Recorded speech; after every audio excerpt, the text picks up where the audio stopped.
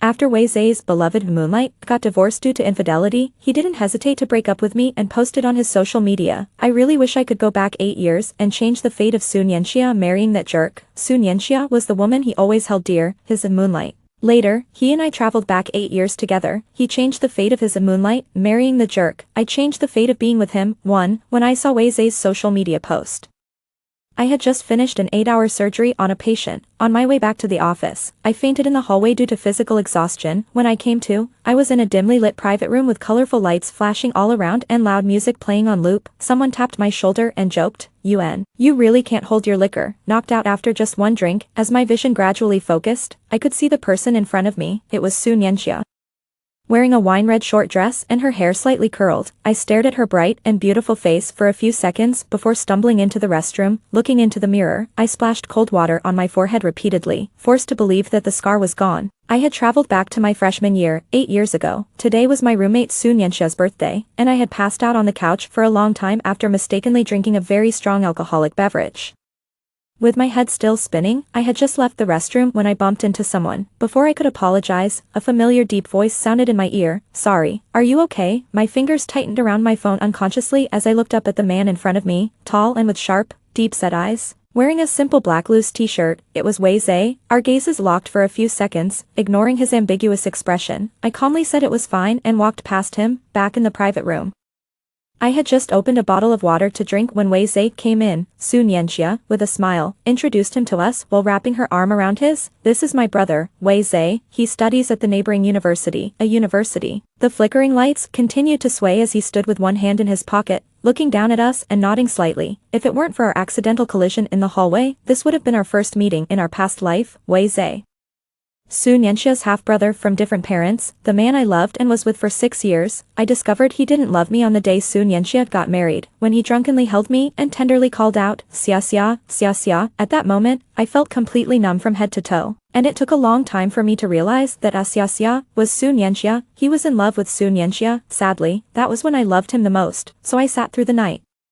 And the next day I pretended as if nothing had happened, continued to be with him, continuing to believe what he once told me. "She's just my sister." That was until Sun Yanxia got divorced after being cheated on. I overheard her tearfully leaning on Wei Zhe's shoulder. "Brother, the one I've always loved is not him, it's you. Do you still want me?" She said it was because their mother had a heart condition and threatened death to keep them apart.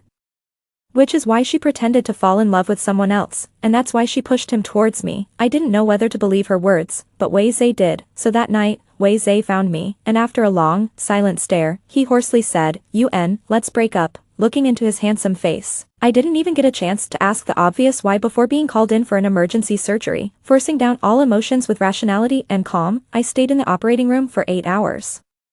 And when I came out, I saw Wei Zhe's social media post. I really wish I could go back 8 years and change the fate of Sun Yanxia marrying that jerk, too. Now that I have a chance to do it all over again, I see clearly the details that I either overlooked or ignored before. Like the birthday cake Wei Zhe made personally for Sun Yanxia, how he gently took the wine bottle from her hands when she wouldn't let go.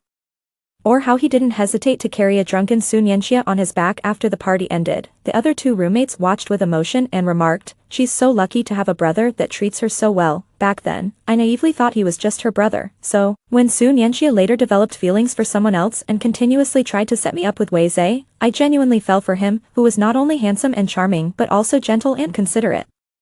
It wasn't until the truth came out that I realized his kindness and attentiveness were never directed at me. Whether it was a birthday or an anniversary, he always seemed disinterested, his attention invariably fixed on Sun Yanxia whenever she was around, from the beginning to the end. The only person Wei Zhe loved was Sun Yanxia. Like now, as I was pulled into Wei Zhe's car, sitting in the back seat dozing off with my roommates, during a pause at a red light. Wei Zhe tenderly looked over at Sun Yanxia, who was also asleep from too much drink in the passenger seat. The evening breeze lifted a strand of hair by my ear, and I silently kept to myself in the dim light, slightly opening my eyes. Through my blurred vision, I saw Wei Zhe gently raising his hand towards Sun Yanxia, softly uttering, "Xia xia, this time, I won't let you marry him." My heart pounded violently at that moment. I closed my eyes, entering the darkness. Clearly realizing that Wei Zhe had also traveled back in time, he wouldn't let Sun Yanxia marry someone else, and I would no longer be with him. After returning to the dorm and lying on the familiar yet strange bed, the ceiling fan whirred above me, blowing bursts of hot air. Rubbing my slightly aching head, I fell into a deep sleep. In my dream, I found myself trapped in a loop, repeatedly experiencing the 8 years from meeting Wei Zhe to breaking up, over and over, hearing him say, "UN. Let's break up." What saved me from this nightmare was the vibration of my phone. I opened my eyes, spaced out for a few seconds, then grabbed my phone to check my schedule, suddenly remembering that I had taken up a part-time job tutoring a high school student in English. Looking at the time, I quickly got out of bed, washed up, grabbed a bag of bread, and hurried to the student's house. Fortunately, I was teaching English, a skill I hadn't abandoned due to needing to keep up with the latest medical research after starting my job. After flipping through the teaching materials, I got a rough idea of the lesson. I was teaching a high school girl. After explaining the lesson I had prepared in advance, I started to check the English composition assigned by her school teacher on a very common theme, me, 10 years from now. Resting her chin in her hands, she asked, "Teacher, do you think I can become a cartoonist in 10 years? I confidently told her, "You can, in less than 10 years, actually in just 8. She would become a cartoonist with a huge fanbase and soaring popularity. Then, teacher, have you become a doctor?" "Yes," she sound, then suddenly excitedly pointed towards the tall, upright figure walking under the shade of trees with a black umbrella outside the glass window, confidently saying, "Then teacher, one must have become a physicist researcher," through the curtain of rain.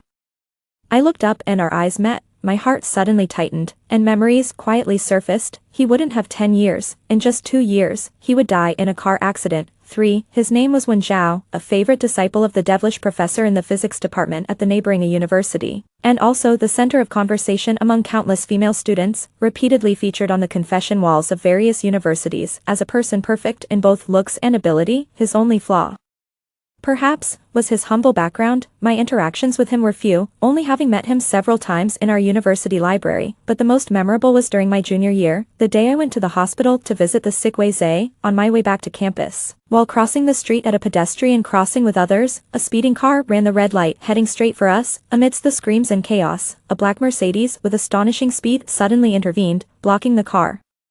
After a loud screeching of tires, both vehicles crashed into the distant railing. Instinctively, I ran toward the scene, but halfway there, an explosion unexpectedly erupted, and flames instantly blocked the view. The cicadas in the nearby camphor trees fell silent for a moment before resuming their loud calls. No one in the car survived, and a flying shard grazed my forehead, leaving a scar. Later, this incident made the headlines. The results revealed that among the 2 charred bodies, one was a car driver who, after losing everything due to gambling, wanted to take revenge on society. He had gasoline in the car. The other was Wen Zhao. He was driving for his professor that day, helping him retrieve documents from another university. On the way back, they happened to pass along that road. Netizens quickly unearthed all sorts of information about him, and countless photos of him spread across the internet. Some admired his looks and talents and mourned his untimely departure, while others remarked, "He saved so many families. He died a meaningful death." Given that he was alone, having lost his father early and his mother to a severe illness during his college entrance exam year, he truly was alone. No one would mourn his departure. Only the research project he was working on came to an abrupt halt and remained uncontinued by anyone for years. Once, when I brought flowers to visit his grave, I met his mentor, a chubby little old man. He stood silently in front of the grave until a light drizzle began, and then he heaved a deep sigh. This child had such a bright future ahead of him. For a long time afterward, I suffered from insomnia. My heart felt as if it was soaked in water, heavy and sore. I guess that was my guilt and regret for him. My wrist was gently tugged, snapping me back to reality. By the time I looked out the window, Wen Chao's figure was gone, and I heard a student speaking, "Teacher Xiaoyu, I'm going to attend Professor Wen's physics class now. Remember what I just told you, don't be late tomorrow night." I hadn't really heard what she said, but a distant memory reminded me that tomorrow was her birthday. Her parents were too busy to be with her, so she had asked me to keep her company. The rain had stopped outside without my noticing, and as I looked at the warm sunlight filtering through the clouds, I suddenly remembered the information about Wen Chao that I had seen online after his death. Tomorrow was also his birthday, but in fact, Wen Chao didn't celebrate his birthday because on the day he was born, his firefighter father died in a big fire while on duty. Without even having a chance to see him once, I think he probably wouldn't want a happy birthday, but that was the day he met the world, and he shouldn't be alone. So, the next day, I arrived at the student's home ahead of the scheduled time, carrying a cake and gifts. At that moment, Wen Chao was giving a lecture. As the sun set outside the window, he wore a plain white shirt, clutching the exam papers while standing beside a wooden table, his gaze modest and refined. Seeing this scene, rumors I had seen later involuntarily surfaced in my mind. It was a chat screenshot of uncertain origin and authenticity. With just a few short lines, someone asked him, "Wen Chao, do you have someone you like?" "Yes, go tell her." It took about 3 minutes before he replied, "Never mind." Most people actually didn't believe he would harbor a secret love with such a face, but by then he was already gone, and the truth would never be known, even if it were true. His secret love would never see the light of day, whether it was his father he never met, his mother who died sick, his unknown secret love, his abruptly ended career, or his unregretted sacrifice. His life was full of regrets, a fragmented life, ultimately also ended abruptly. A genius of the physics department at University A should not have had such an end. After the class ended and night had completely fallen, the student eagerly ran up to me and hugged the paintbrushes I had bought for her, sighing, "Ah." If it wasn't for something Professor Wen had to do, the three of us could have been together. I pondered for a few seconds, then looked up at Wen Chao, who was packing up to leave, and blurted out, "How about Professor Wen?" Just as the words left my mouth, and he turned his head to look over, there was a sudden power outage, and the surroundings plunged into pitch darkness. I cleared my throat softly and lied to him calmly, "Maybe Teacher Wen should stay. We girls are afraid of the dark." There was a moment of silence in the air, then suddenly a burst of flame lit up with a bang. Wen Chao pressed down on a lighter with one hand while cupping the flame with the other. The contours of his face were drawn more deeply under the flickering light and shadows. He looked up and said softly, "All right." Using the dancing flame, I held up the candlelit cake before us and watched them speak earnestly. "Today we celebrate the continuation of life. May the rest of our days be safe and happy." Setting aside my guilt towards him, no one wished more for his lifelong peace and happiness than I did. In the dimly lit room, we shared the cake, its sweet scent filling the air. A student carefully ran into the study with a spoon in his mouth to fetch a report card, joyfully saying, "Teacher Xiao, my mom said I've improved a lot in this exam. To show our gratitude, she wants to invite you for a meal." Looking at the scores on the report, I remembered that this indeed happened in my past life.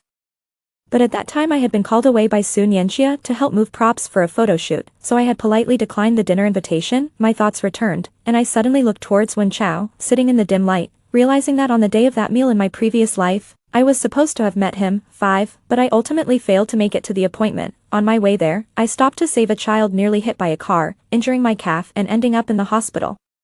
To prove I hadn't flaked out at the last minute, I even took a photo and sent it to the student's parent. The injury wasn't serious, just a superficial scrape, stingingly painful but not requiring a hospital stay. While waiting for the doctor to apply the medicine, I unintentionally came across Sun Yanxia's social media post of her photography club's event. Wei Zhe was also in the photos. Naturally, he was always ready to respond to Sun Yanxia's calls. I remembered on our 4th anniversary, Sun Yanxia had a fight with her boyfriend and drunk-dialed Wei Zhe from a bar, sobbing, "Brother, I'm so sad. Can you come and keep me company?" We had just arrived at the restaurant we booked and hadn't started ordering when he stood up to leave. I said I would go too, but he stopped me, saying, "NN. Xia has always been proud. She definitely wouldn't want you to see her in a sorry state." I asked him, "What about you?" "It's different for me. We grew up together." Later, after Sun Yanxia and her boyfriend made up, at a gathering she cooed to her boyfriend, "He's not the only one who likes me. If you make me angry again, I might just leave you." Wei Zhe silently drank a glass of wine nearby, saying nothing. He must have always understood.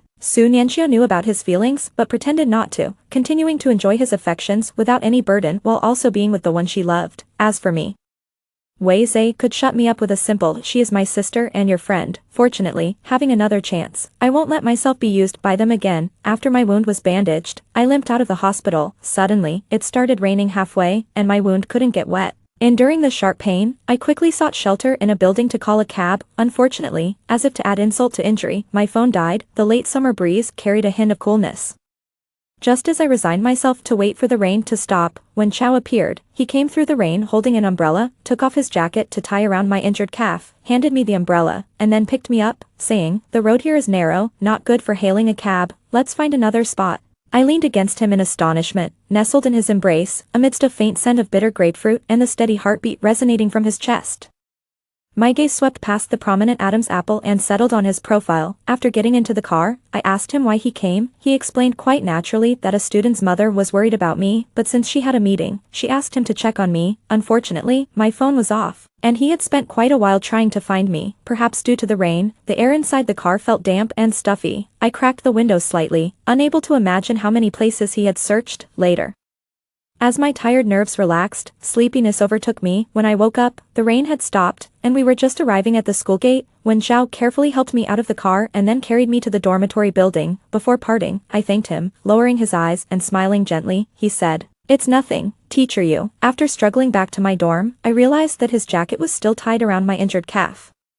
It was already autumn when I returned to University A to give back the jacket. Due to my leg injury needing rest, and the constant light rain, I hadn't ventured out of campus much. I went to look for Wen Zhao on a sunny weekend, only to realize how recklessly I had acted. Arriving without any information about him, searching for someone this way was like looking for a needle in a haystack. In the end, I didn't find Wen Zhao but unexpectedly ran into Wei Zhe as I passed the basketball court.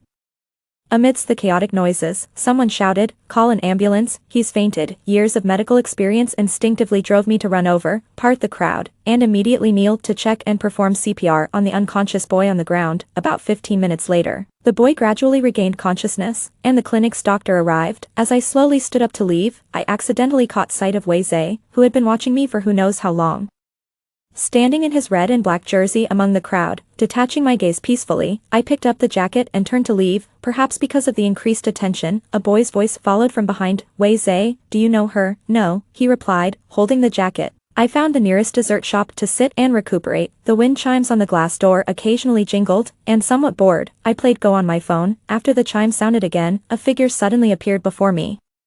I looked up. It was Wen Zhao. As the sound of game loss beeped from my phone, I looked at him with surprise and smiled. What a coincidence, to meet like this. The next second, he raised an eyebrow and said, "Not a coincidence. I came looking for you." Seeing my puzzled expression, he showed me his phone, open to a page called Confession While Searching for People. The post showed a photo of me performing the rescue at the basketball court, with the caption, "I want to know everything about this woman in 3 minutes." Less than half an hour after it was posted, it had already gathered hundreds of comments, though most were just buzzing around, with only a few seriously discussing, "Look at those professional first aid skills. Must be from the neighboring medical school, right? How come she's at our school? The jacket in her hand looks like a men's style. Could it be her boyfriend's? Is her boyfriend from our school?" I didn't continue reading, feeling a bit embarrassed as I picked up the jacket beside me and handed it to him. It's been washed clean. That evening, back at my dorm, my roommate, who was always eager for gossip, immediately handed me her phone. It was displaying the confession wall of University A. With the latest post, "Case solved. She is the girlfriend of Wen Zhao from the physics department." The attached picture showed me handing the jacket to Wen Zhao at the dessert shop, with a pink filter that added a touch of ambiguity. As my roommate's gossiping spirit blazed, I immediately explained the situation to her. After hearing the whole story, she struggled with disappointment and then said, "Looks promising. Let's ship them lightly for now." I could only smile wryly, looking down at Wen Zhao's WeChat profile picture, which bore his simple 2-character name. Wen Zhao, his avatar was a pure white origami crane. After some thought, I changed my contact name to Teacher Wen. His social media feed was pristine, containing only a text post without any images. "The wind is rising." The date of the post was the day we met. For some reason, I suddenly remembered a different path destiny could have taken. On the 6th anniversary of his death, right after a rain shower cleared up and the sunset bathed the sky in light, I visited him with a bouquet of flowers.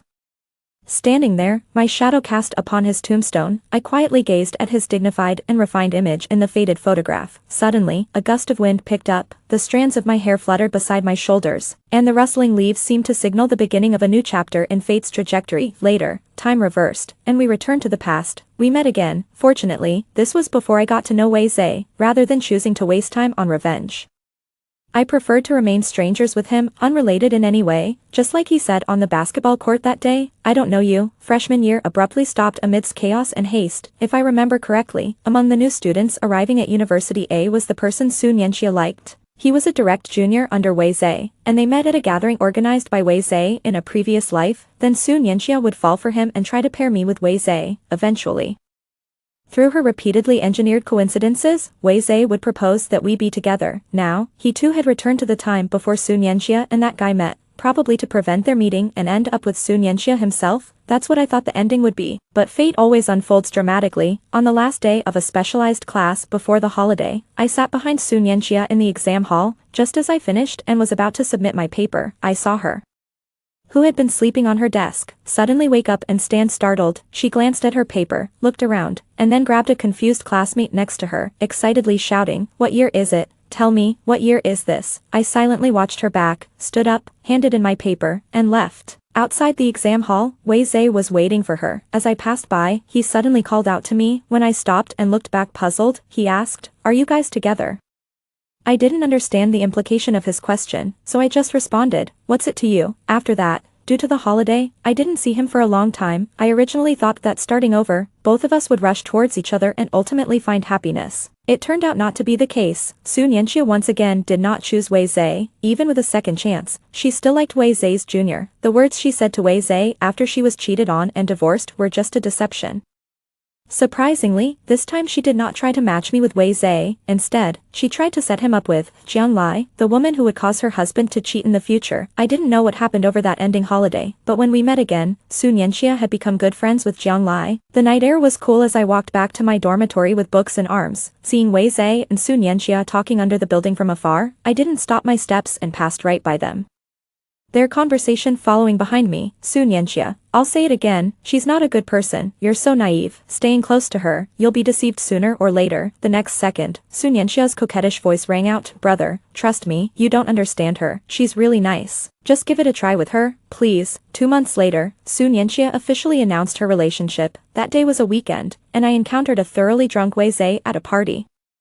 In the hallway outside the private room, on my way back from the restroom, he suddenly pulled me into his embrace, the strong smell of alcohol enveloping me. As I realized what was happening and struggled more, he only held me tighter and murmured in my ear, "Xia Xia, why should you be with him? He's going to hurt you in the future. You must have been forced. You clearly like me, right? It's me who you truly like." After my resistance proved futile and I was about to kick him in the shin, the hand pressing on my back suddenly loosened, and in the next second, someone grabbed his wrist and threw him to the ground, and due to my struggle, I almost fell when he let go suddenly. Amid my slightly restrained cry of surprise, a strong arm swiftly crossed around my waist to steady me. It was Wen Chao. He happened to be here attending a celebration banquet organized by the group and stepped out for some air when he stumbled upon this scene, perhaps due to the pain. Wei Zhe, who had been thrown to the ground, regained some clarity. He clumsily stood up leaning against the wall and frowned at me. "UN, any more words would be a waste." I grabbed Wen Chao, intending to leave, yet, Wei Zhe sarcastically spoke up from behind me, "Do you feel proud, UN? I know you like me. Are you pleased to see that I couldn't be with Xia Xia?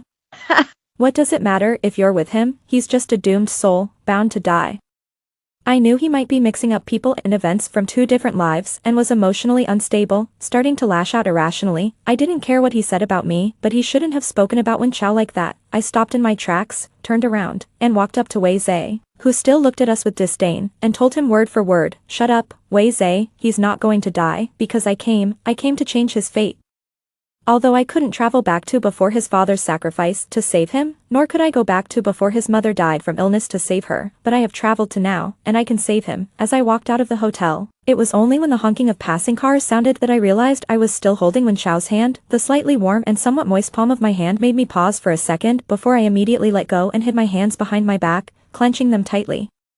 "Sorry, I forgot, and, thank you just now." His hand, hanging by his side, clenched into a fist as he looked down at me and asked, "The things he said just now." My heart skipped a beat, and I hastily interrupted him. "He was just drunk and spouting nonsense. Don't believe it, Wen Chao. You will have a bright future. You have a long, long future ahead." After a few seconds of silent eye contact, he suddenly smiled easily and asked me, "What about you, UN? You're going to be an excellent doctor, right?" After a long while, I smiled brightly at him and nodded firmly. "As long as I'm alive, I'll do my utmost to cure and save people." Sun Yanxia ultimately failed to successfully match Wei Zhe with Jiang Lai, but Jiang Lai grew fond of and clung to Wei Zhe. In a sense, Sun Yanxia's goal was somewhat achieved. As Jiang Lai likely wouldn't let her husband cheat in the future, what she hadn't anticipated was that Wei Zhe had also traveled back in time, and Wei Zhe, stubbornly believing the lies Sun Yanxia had told him in their past life, clung to that lie like a lifeline, loving desperately until he was gasping for breath. The one to finally shatter that lifeline was Sun Yanxia herself, at a gathering I did not attend soon after, that evening. The 2 roommates who returned to the dorm described the scene to me with extremely complex expressions. Sun Yanxia, drunk, slapped Jiang Lai and was unstoppable, insisting on calling her a shameless mistress. The more her boyfriend tried to stop her, the more she lost control. However, what was strange, her brother was unusually calm, just quietly watching her throw her drunken tantrum. I was briefly surprised, opened my mouth, but ultimately said nothing. Wei Zhe wasn't calm. He was resigned. He knew that Sun Yanxia had also traveled back, and instead of choosing to be with him, she used him like a tool, used to intercept Jiang Lai. Wei Zhe was nothing more than a joke, For a long time after that, I didn't see him coming to look for Sun Yanxia again. But Sun Yanxia didn't care either. I did run into him a few times when I went to University A to see Wen Chao. The most memorable time was when Wen Chao and I were eating at a newly opened restaurant outside the school, passing by an outdoor barbecue stall, when suddenly a fight broke out. Wei Zhe was involved. The scene instantly became chaotic, filled with various roars, screams, and shattering sounds. A violently smashed beer bottle shard flew straight at me, and Wen Chao quickly pulled me into his arms, the shards grazing his cheek and leaving a thin trail of blood. I cried out in horror. Wen Chao. He quickly pulled me into a dumpling shop across the street and comforted me. It's okay, don't be afraid. Later, before the police arrived, the turmoil suddenly subsided, and I used mineral water to clean Wen Chao's wounds. Then I took out a green cartoon band-aid from my pocket. And as I was about to carefully apply it, Wei Zhe burst through the door. He was accompanied by a few others from the brawl, likely his friends, all variously injured. There were still traces of wiped blood on Wei Zhe's lips. As they continued to curse angrily at the other party involved in the brawl, I quietly continued to apply the band-aid to Wen Chao. Then I heard Wei Zhe suddenly kick a table, his voice filled with menace. Shut up. The next day, I was stopped by Wei Zhe at school. As light snow fell, his face still bore bruises, and his eyes were complex as he said, "Yun, it won't work out between you two. My advice, don't fall for him."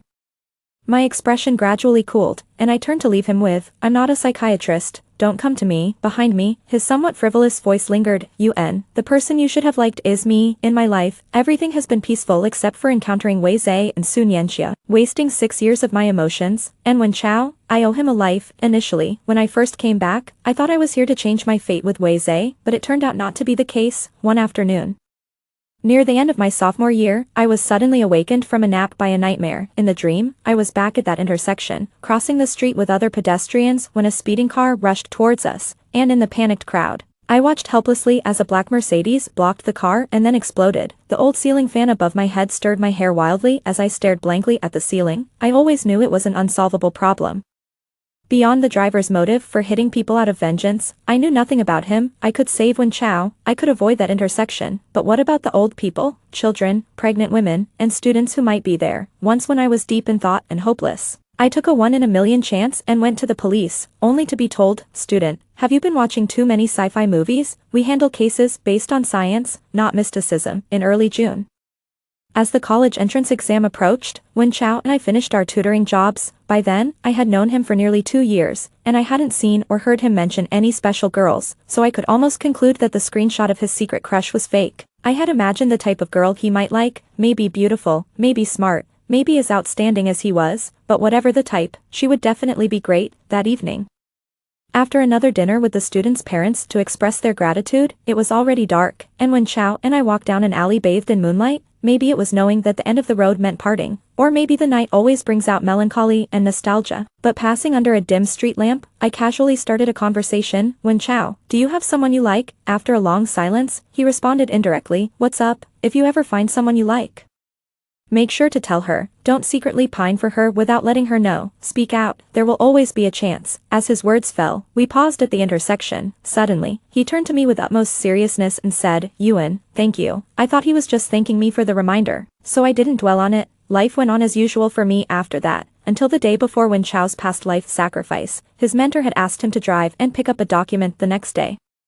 After finding out, I asked him if he could go in the afternoon instead. As a friend had given me 2 movie tickets for the morning, he agreed. The movie I chose randomly turned out to be about time travel. The synopsis described how the female lead goes back to the past to rectify the regrets of the male lead, and they fall in love just to realize it was all the woman's dream. However, I never saw the ending because midway through, I told Wen Chao, who was intently watching the movie, that I needed to go to the restroom. It seemed like any other day. After leaving the cinema, I drove the rented car towards that intersection, realizing suddenly that our meeting was meant for a farewell. "Wen Chao, it's your turn to see the future world." Later, as I stood at the intersection watching the familiar crowd crossing the street, waiting for that car to appear, an explosion suddenly erupted nearby. My heart skipped a beat, and after a moment of blankness, I quickly got out of the car, dialed Wen Chao's number, and ran towards the direction of the explosion. No one answered the phone. Standing in front of the burning ruins, my vision gradually became obscured by a mist of water. Dizziness nearly overwhelmed my mind, and the last memory I have is, I still couldn't save him. I woke up in a hospital room, surrounded by the familiar smell of disinfectant. The white coat of the nurse and the phone beside my pillow all told me It was 8 years later. The nurse said I had been unconscious for 20 minutes. As I watched the curtain fluttering in the wind, I couldn't tell if I had dreamed of the past, or if the present was a dream. It wasn't until I ran to the restroom, scooped up a handful of cold water and splashed it on my face, seeing that the scar on my forehead was really gone, that I confirmed I had truly traveled through time. I picked up my phone, my fingers trembling as I quickly searched the browser for keywords related to that car accident. I found only a brief, old report. The trending searches were gone. When Chow's information was gone, there was no gravestone, nothing remained. Later, I asked many people if they remembered the car accident that had trended 6 years ago, or the college student who had sacrificed himself to save many families. The answers I got were only of two kinds. Ewan, are you sure you're not mistaken? There was an accident, but it wasn't trending. I don't know. 6 years ago is too far back. Either I didn't notice or I forgot. When Chow had no family, and his former classmates had scattered to the four winds, I could only go to his university to find the professor he remembered. But the news I got was that the professor had gone abroad. I could no longer find anyone or anything related to Wen Chow. The only evidence that assured me I really knew him was his WeChat on my phone, with the last message in the chat box from the day before the accident 6 years ago, where he agreed to go to the movie with me. 6 years later, there was a void. I typed and deleted in the chat box, ultimately not daring to send anything. I feared it would become a message that never received a reply. As long as I didn't confirm it, I could believe that he was still alive. I developed a habit of taking walks at University A whenever I had free time, often unconsciously heading to the lake we used to visit frequently. When Chow's lab was on the first floor nearby, through the clear glass windows, I seemed to see a slender figure in a white coat, bent over and focused on recording various data at the work table. In the next second, he disappeared again. Wei Zhe came to see me the day after I returned. He said he didn't want to break up anymore, that it was all a momentary impulse, and asked me to trust him one more time, facing his humble pleading. I stopped writing the medical record. She looked up calmly and asked him, Wei Zhe, have we ever been together? As soon as she finished speaking, the color drained from his face. The truth was, he had no evidence to prove they had ever been together. When they traveled back in time, not only did the trending news of Wen Chow's sacrifice disappear, but so did the 6-year relationship between her and Wei Zhe. Fate had brought the four of them back in time to 8 years ago. He wanted to change the outcome of Sun Yanxia marrying a scoundrel, wanted to be with her, and so he personally altered their relationship. Although he eventually realized that he was just being used, he indeed had no relationship with her anymore. Afterward, Wei Zhe frantically tried to find various proofs to convince her that they had been together for 6 years, but it was all in vain. No trace of her in WeChat friends, only he remained in their photos together. Friends from their respective circles no longer recognized each other, and the surveillance footage of places they had visited no longer included her. As time passed, many of her colleagues, initially curious about the gossip, began to sigh. Such a handsome guy, why is his mind troubled? She smiled and softly said to Wei Zhe, who appeared again, turn left when you go out for the psychiatric department. Consider visiting it sometime. In her steadfast denial of any relationship with Wei Zhe, the only one who knew about their past was Sun Yanxia. Having traveled back in time, she was cheated on once again. Even though the possibility of Jiang Lai getting together with her husband was preemptively stopped, a cheater will always find a way to cheat. During the period Wei Zhe was entangled with her, not only was Jiang Lai pestering him, but Sun Yanxia was also desperately clinging to him, pathetically convincing Wei Zhe of her love and her dire circumstances. Initially, Wei Zhe was indifferent, but gradually he grew more impatient, until once, after being refused a meeting by Wei Zhe, she ran to her and caused a scene. She calmly watched her, then called security to take her away, saying the same thing, turn left out the door to the psychiatric department. You should visit it too. Her colleagues continued to sigh. They really are a family, all a bit off in the head. Things quieted down for a while, and the next time she saw them was a month later when she went to the laboratory to retrieve some documents and saw Wei Zhe furiously throwing papers at 3 people from a distance. She didn't pay attention and turned to leave. Later, she learned from her colleagues that it was about Sun Yanxia being persistently entangled with Wei Zhe, which was discovered by her mother, who firmly stopped it, and Wei Zhe overheard it. Blood tests confirmed they were half-siblings with the same father, born just 3 months apart, meaning Wei Zhe's father had cheated while his mother was pregnant, and the lie Sun Yanxia once used to deceive Wei Zhe, her mother threatening death to keep them apart. After going around in circles, it turned out to be true. In mid-May, she was invited by a university to deliver a lecture on emergency medical knowledge. The venue was packed, and as she was packing up to leave, she suddenly saw a familiar figure among the dispersing crowd. But before she could get a clearer look, he was gone. As the sky darkened and light rain began to fall, she thought for a moment. Just as she was about to rush into the rain with her folder over her head, a black umbrella appeared above her. The familiar scent of bitter pomelo wafted from behind her. Drops of water slid from the slanted umbrella. Her heart skipped a beat, and after a long moment, she slowly turned around. What she saw was Wen Chao, whom she hadn't seen in 6 years.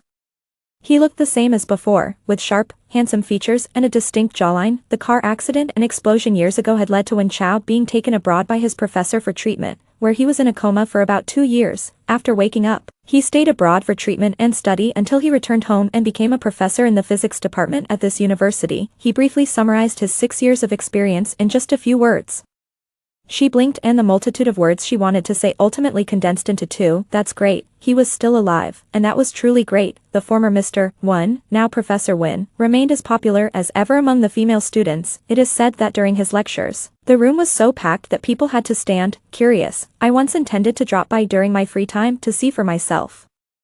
However, unfortunately, he had switched classes with another teacher at the last minute, and I was unaware of it. By the time I realized, it was too late. I thought about sneaking out, but since I had chosen a seat by the window in the corner, it was difficult to leave without disturbing a large number of students around me. After struggling through half the class, I had just sent a message to Wen Chao when I was called upon to answer a question.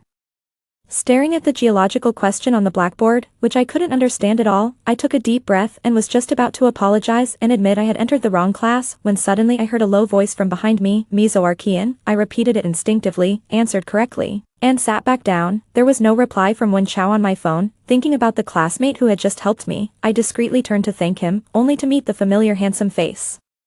Wen Chao was wearing a black hoodie, with the hood casually placed on his head, his bangs pushed down slightly, covering part of his eyes. For a moment, it was as if I saw him as he was 8 years ago, quickly turning back, and after a brief pause, just as I was about to ask him why he was there, my phone vibrated. It was his message. "I saw you enter this classroom by chance. I wanted to see what class intrigued Dr. Let so much that he attended in person." Above this message was the one I had sent him minutes earlier. "I wanted to attend your lecture, but I think I went to the wrong classroom. What should I do now?" My phone vibrated again, and another message from him appeared.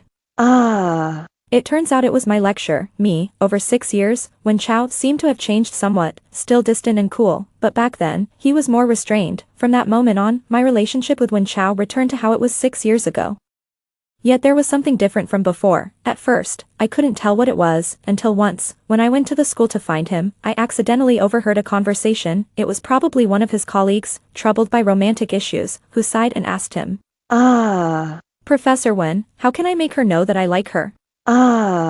"You probably don't have this trouble and can't understand my pain." Wen Chao didn't respond, and the colleague continued, "Speaking of which, you've rejected so many people. Do you already have someone you like?" I heard a soft as I listened quietly, then turned and left without making a sound. In 6 years, so much can happen. I admit, I like Wen Chao. As for when the feeling of wanting to make amends turned into liking him, I can no longer trace its origin, but back then, knowing it was a hopeless affair, I chose to suppress it until 6 years later, when the spring breeze came and it spread instantly. After that, I often used work and overtime as an excuse to rarely meet him, keeping our relationship at a neither close nor distant level, until he appeared in my consultation room for 3 consecutive days. Somewhat helplessly, I told him, "Wen Chao, you don't need to come every day." He stubbornly and seriously replied. I registered and queued up. "What I mean is, you don't need to come for a checkup every day. It's not serious." He paused for a moment, his voice low, as if restraining himself.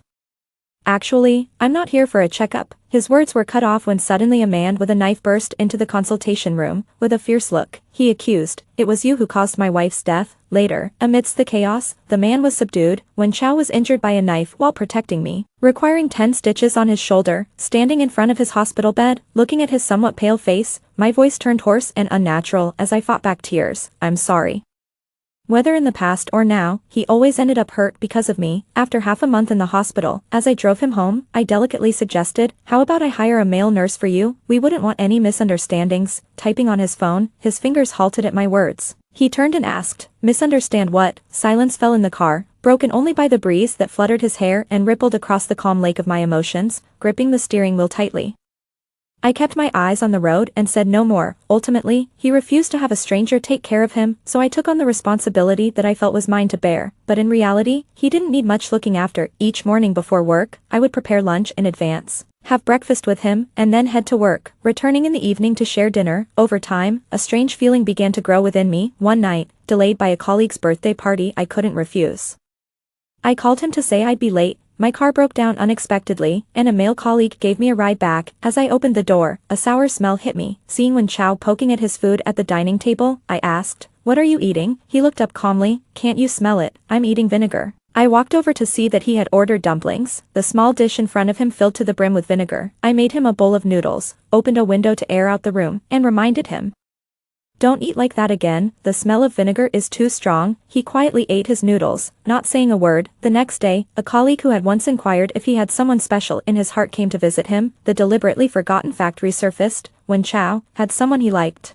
I don't know what that teacher had told him, but it seemed to have affected Wen Chao's mood, and then I regretted paying too much attention to him. So, at dinner that night, I told him, "Your wound is almost healed." He glanced at me and simply nodded in acknowledgement. After dinner, I silently went to prepare a warm bath for him, reminding him as usual not to touch the wound. As I was leaving, I nearly slipped, but in a critical moment, he pulled me into his embrace. Our hearts pounded so intensely that, for a moment, I couldn't tell whose was whose. After a few seconds, as I tried to get up, he gripped my waist tightly, immobilizing me.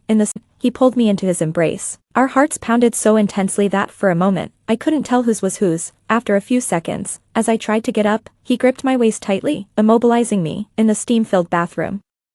Where our bodies touched, it felt as if a fire was igniting. He looked down at me with an unusual expression, his eyes turbulent, his voice low and husky. "UN, I must confess something." "What?" "I have improper thoughts about you." My mind was a mess, and the increasingly hot breath burned all my rational thoughts to ashes. I blurted out the conversation I had overheard, where someone asked him if he had someone he liked, and he had clearly responded affirmatively. The next second, he turned, pressing me against the wash basin, freeing one hand to write on the foggy mirror. "Yes, then." Soon after we became a couple, I voiced a doubt that had lingered in my heart for a very long time. "Why didn't you contact me during the 6 years you were abroad?" At that moment, he was lounging on the sofa reading a physics journal. Hearing my question, he pulled me into his embrace, and the faint scent of bitter grapefruit emanated from him. I heard his hoarse voice, "I'm scared." Before I could respond, he continued as he held me, "I'm scared I might become disabled and unworthy of you. I'm scared that once we get in touch, I'll want more, and I'm even more scared that you might already have someone you like." During a brief pause for breath, a surge of sadness welled up inside me, and my eyes grew slightly sour. I hugged him back, moved, and said, "Wen Chao, you're truly incredible, to have come this far on such a difficult path." After a moment of silence, his hand gently slid down my waistline. He chuckled softly, and asked me in a soothing voice, "I have more impressive things to show. Would you care to see me?" The tender atmosphere was instantly disrupted. Later, regarding this issue, Wen Chao always physically demonstrated to me, pausing halfway to ask if he was impressive. I never answered, and he never gave up. The first time Wen Chao took me to meet his parents was half a year after we fell in love. Looking at the woman on the gravestone, I was somewhat surprised. She was a beautiful and gentle woman, but in the end, she was tormented by illness into a shadow of her former self. She died with me by her side. My mother was her attending physician. During my senior year of high school, every time I went to the hospital to see my mom, I would encounter this auntie. Sometimes when I didn't find my mom in her office, I would wait in her ward. As this happened frequently, we gradually got to know each other. I would cut fruit for her, fold origami cranes, and chat with her, until the eve of the college entrance examination. When she passed away, that was my first encounter with severe illness and death, inexplicably understanding why my parents, who were always busy with hospital work, had no time for me. I chose the medical profession I had once despised when filling out my college applications. Unfortunately, I initially thought only cancer was incurable and hoped to find a solution, but after studying medicine, I realized there are few diseases that can be completely cured. What I never expected was, she was Wen Chao's mother. On the way back, I leaned against the car window, watching the scenery flash by, and said softly, "Wen Chao, actually, I met your mother a long time ago." He spoke calmly. "Yeah, I know." A thought crossed my mind. Perhaps he had seen me back then. I met Wei Zhe again one evening. Half a year later, Wen Chao sent a message saying, "I'll arrive in 10 minutes. I changed my clothes ready to leave work, and then met the pale, thin Wei Zhe in the elevator, just the two of us. During the silent interval, the elevator reached the ground floor, and I walked ahead, but my arm was suddenly grabbed, and he asked me, looking down, "UN, can we talk?" I frowned and freed myself from his grasp, coldly saying, "Wei Zhe, let's not waste each other's time." He seemed to anticipate my response, laughed self-mockingly, and said, "You might not believe it, but in another trajectory of fate, we were together for 6 years." Unwilling to engage with him, I turned and walked away, his voice trailing off behind me. "Unfortunately, I didn't treat you well and lost you." I paused briefly, then continued walking. Outside the hospital, by the flower bed, when Chow was waiting for me, under the setting sun's afterglow, I recalled the time when a student's parent invited us to dinner for the second time. I arrived at the venue first, thanking the parent for their concern when I was previously hospitalized. Hearing this, she said confusedly, "I didn't ask Xiaowen to visit you though. I just casually mentioned why you couldn't come, and later he said he had to leave for a school matter. So, that was it." My thoughts were interrupted as he took my hand, lifted a strand of my hair tousled by the evening breeze, and tucked it behind my ear. I wrapped my arm around his, leaning gently against him, feeling joyful and delighted as I spoke. "Wen Chao, the wind is picking up." Extra story of Wen Chao. The netizens are right, it's better that I die alone than to destroy so many families. Actually, I'm not that noble, fear of death is human nature, but if someone I care about is in danger, I am willing to die so that she may live. When I regained consciousness after the explosion, I found myself trapped in a cemetery. Initially, every anniversary of my death, those I had saved and some online friends would come to visit. What I heard most were words of thanks and praises about my meaningful death. Later, only Yuan continued to visit. She rarely spoke, mostly just placing flowers in front of the tombstone, cleaning the surrounding area, and then sitting quietly for a while. The first words I heard her say were on the 4th anniversary of my death. By then no one else came to visit me. In the misty drizzle, she stood in front of the tombstone, looking down at my photo as if making a promise. "Wen Chao, rest assured, I will not forget you." That was the first time she called me by my name, and I never would have thought that meeting her would happen through death, but if given another chance, I would make the same choice.